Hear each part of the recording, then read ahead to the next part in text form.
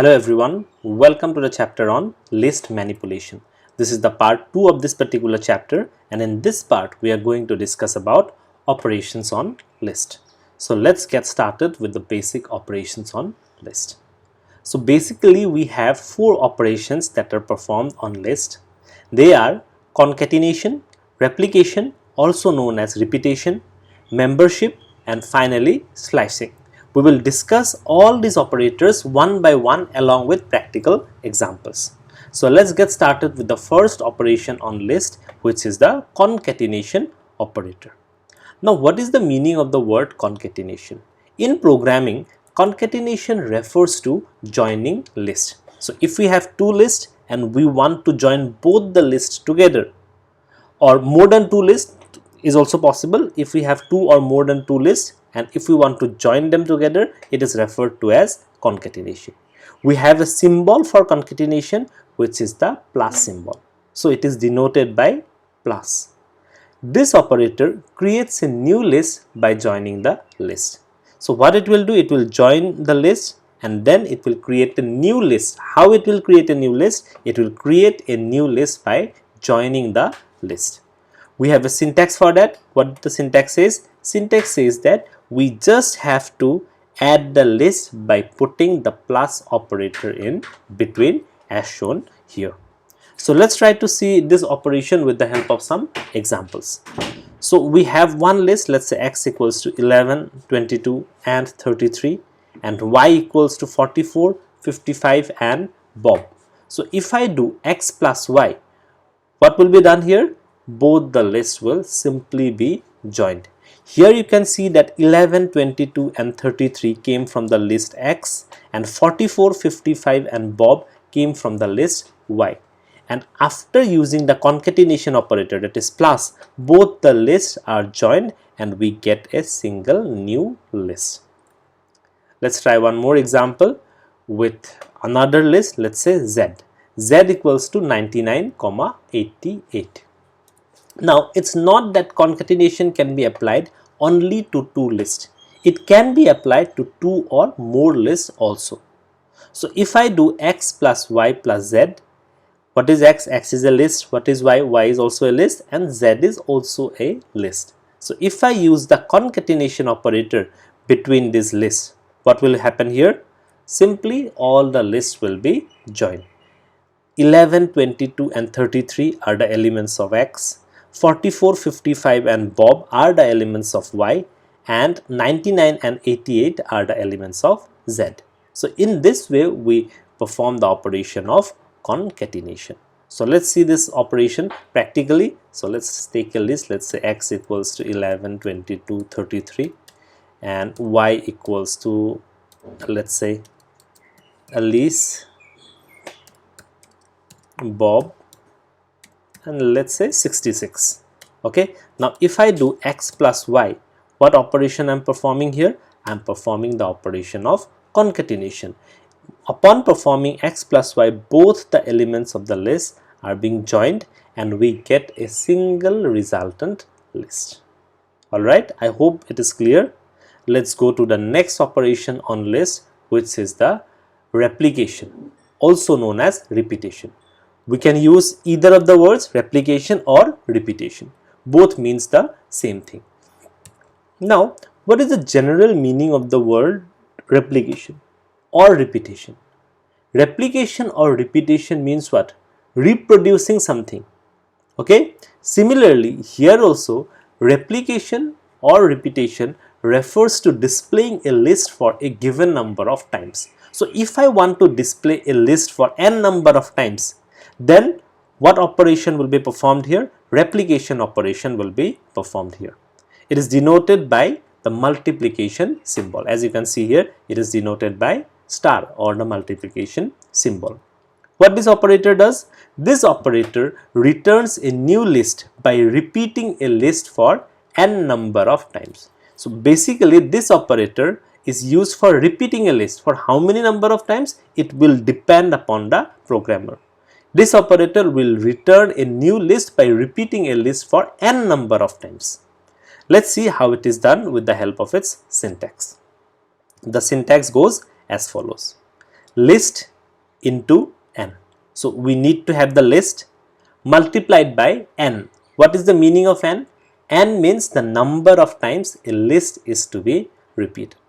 For example, x equals to, let's say, 11, 22 and 33. If I write x into 3, what will happen? This particular list will be repeated 3 times. This is the first repetition, 11, 22, 33. This is the second repetition, 11, 22, 33. And this is the third repetition, 11, 22, 33. So in order to repeat a list for n number of times, we use the replication operator. We can quickly see it with the help of an example. So now x is this one. If I write x into 5, what will happen? The elements of the list x, that is 11, 22 and 33, will be repeated 5 times. This is the first repetition, second repetition, third repetition, fourth repetition, and this is the fifth repetition. Let's go to the next type of operation in list, which is the membership operators. Now, what is the meaning of membership? Membership operators are set of operators that are used to check whether an item is contained in a list or not. So what it checks? It checks whether a particular item is present in a list or not. It will be more clear as I give you practical examples. Membership operators are of two types. First is in operator and second is not in operator. Let's see both these operators one after another. First, we'll start with the in operator. What it does? This operator returns true if an element is contained in the given list, false otherwise. So what this operator does? This operator will return the result as true. When it will return the result as true? If the given element is contained in the list, and if the element is not present in the list, it will return the result as false. Let's try to see it with the help of an example. For example, let's say we have a list x equals to 11, 22, 33, 44. In the next line, if I give 22 in x, you have to see whether the element 22 is present in the list x or not. So 22 in x means whether the element 22 is present in the list x or not. Is it present? Yes, 22 is a part of this particular list. So since it is a part of the list x, therefore the result will be returned as true. Next, if I write 99 in x, what it means? It means I have to check whether 99 is present in the list x or not. Is 99 an element in x? No, 99 is not an element in the list x. Therefore, it will return the result as what? It will return the result as false. Let's implement and show it to you. So this is the x. If I write 22 in x, it will return as true because 22 is present in the list x. If I write 99 in x, is 99 present in this list x? It's not present, therefore it will return the result as false. Let's move on to the next type of membership operator, which is the not in operator. It is the opposite of the in operator. What it does, this operator returns true if an element is not contained in a list. So if an element is not present in a list, what this operator does? This operator returns true, and otherwise it returns false. Let's see with the help of an example. So this is the list x. So if I write 22 not in x, is 22 not present in x? No, 22 is present in x. Since 22 is present in x, it will return the result as false. If I write 99 not in x, is 99 not in x? Yes, 99 is not present in the list x. Therefore, it will return the result as true. So remember, in this case, in case of not in, if the element is not present, then it will return true. If the element is present, then it will return false. You can check it out for yourself in the terminal. Let's go to the last and the final operator, which is the slicing. Now, what do we mean by slicing? Slicing we have already studied in string manipulation, it works similarly in list. So what do we mean by list slicing?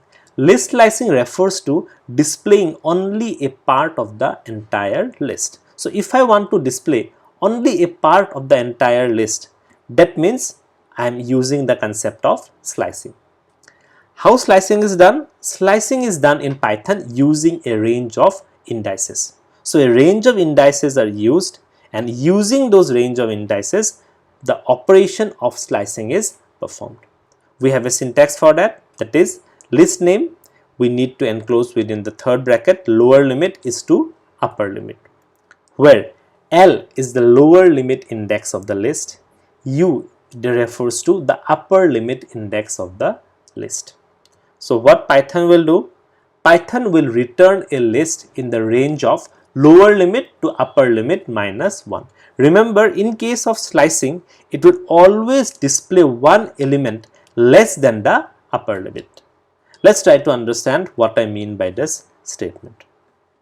So I have already got the syntax of slicing. This is the syntax of slicing list. So let's try to understand it with the help of an example. So let us consider a list X which contains the elements 2, 44, 33, 11 and Bob. Let me show you its index. These are the forward indexes. We have already learnt about indexes in the previous part or the first part, that is introduction to list. And these are the backward indexing. Backward indexes begin from -1 to minus length, and forward indexing begins from the left from 0 to length -1. What is the length here? 1, 2, 3, 4, 5. So it begins from 0 and goes to 4. And for backward indexing, it begins at -1 and it goes till -5. Now let's say I want to display the elements 44, 33 and 11. So how I'll do that? At first I'll initialize the list as you can see here. Then what I'll do X, that is the list name, 1 is to 4. 1 is the lower limit because I want to display 44, and 4 is the upper limit. So what will be the answer? The answer will be 44, 33 and 11. Now I gave the index as 4, but it is displaying as the index till 3. Why it is so? Because in the previous slide we have already seen that we have to give one index more than the required number of elements. That's how it works. That's the syntax of list slicing. As you can see here, list slicing displays one element less than the upper limit index. What is the upper limit index here? It is 4. So it will display till index 3 from index 1. So 1 is 44, 2 is 33 and 3 is 11. Okay, let's see another example. Let's try to display these elements itself but with the help of backward indexing. So what will be the code for that? X -4 is to -1. Okay, I am giving the index which is 1 more than the required number of elements. So I'll get the same answer, 44, 33 and 11. Now one more syntax is here, which is X is to -1. Now is to -1 means if I want to reverse a list, I will use this syntax. List name is to -1. So what it has done, it has brought the last element to the first, second last element to the second, third element from the last to the third position from the left, and this element went here and the first element went to the extreme last. So ultimately what is happening here? Reversing of list is happening here. Alright, so let's try to implement it in terminal. So let's say I have a list X equals to 11, 22, 33, 44, 55, 66. Now if I want to display from 22 to 44, let me see the indexes 0, 1, 2, 3, 4, 5. So here 44 is the index 0, 1, 2, 3. So I need to give till index 4. So if I give X1 is to 4, then the elements in the indexes 0, 1 to 3 will be displayed, as you can see here. I can even do it with the backward indexing. So for doing that, I'll have to give x. What is the index of 22 from the backward? Minus 1, minus 2, minus 3, minus 4, minus 5 is 2. What is the index of 44? So I need to take one more, that is I need to take the index of 55, which is minus 1 and minus 2. So I'll put here minus 2. Now I'll press the enter key. So I'm getting 22, 33 and 44. Now if I want to reverse the list, I got a syntax which says is to minus 1. So if I have to do that, the syntax is list name, that's x, is to minus 1. Okay, now I'll press the enter key and then you can see that the entire list has been reversed. The first element went to the last and the last element went to the first, and the other list and the other elements are sitting at its appropriate position. Alright, now let us go to the next topic, that is list slicing with step value. Now what is the meaning of step value? Now if there is a list and we want to skip certain values of the list or certain elements of the list, then step value is taken into consideration. So step value is used in order to skip certain elements of a list. So let's take a list. I'm taking the previous list itself, that is 11, 22, 33, 44 and 55. These are the indices. Now if I want to display 11, 33 and 55, then how I will do that? What I'm doing here, I want to display certain elements of the list by skipping some element in between. Now what I'm trying to do here, I'm trying to display every second item of the list. So for that, this is the syntax, that is list name, lower limit is to upper limit is to step value. Now I want to display every second item of the list. So what will be the step value here? Any guesses? Yes, you were correct. The step value here will be 2. So the code goes as follows: x 0, that's the lower limit, I want the zeroed value, is to 5. Why 5? Because I want till the last element, so I need to give one index more than the last element. So as a result, I gave 0 is to 5 is to 2. Now as I press the enter key, I will be getting 11, 33 and 55. Now if I want to display the elements 22 and 55, now if you look at the pattern, it means display every third item of the list. In order to do that, I'll follow the same syntax, which is x. What is the index of the first element? That is 1. So I'm giving here 1. I need to display the extreme last element also. Therefore, the upper limit is 5. And I'm skipping how many values in between? I'm skipping 3 values in between. That is, I'm displaying every third item of the list. Therefore, I gave the step value as 3 here. As a result, I'll get the output as 22 and 55. It can even be done with the negative indices. So let's say these are the negative indices, and if I want to display 22 and 44 via negative indices using step value, that can also be done. That is x, the first index, whatever value I record, the first index of that is minus 4. Then I want to display till 44, so that is index minus 2. So I am taking one index more, that is I am taking the index till minus 1, and I am displaying, I am skipping how many elements in between? I am skipping 2 elements, that is I am displaying every second element of the list. Therefore the step value here is 2. So I'll get the result as 22 and 44. Let's try to see it with a simple example. So here, this is the list x. This is the list x I'm talking about. Now if I want to display every second element of this list, let me see the last index 0, 1, 2, 3, 4, 5. So I need to use till index 6. So what I'll do, x 0 is to 6. I want to display every second element of the list. That means I want to display 11, 33 and 55. So I'll give the step value as 2. As a result, I am getting the answer as 11, 33 and 55 only. You can skip different amount of values using this syntaxes. Alright, let's go to the last topic for this part, which is displaying the last n elements of a list. For that, the syntax is list name minus n is 2. Here n is the number of elements to be displayed. Alright. So if I have the same list which I used in the previous example, that is 11, 22, 33, 44 and 55, and I want to display the last 2 elements of this list. So what I will do, x minus 2 is 2. Look at the syntax, compare it with the syntax list name, therefore x minus n. That means minus how many elements you want to display from the last.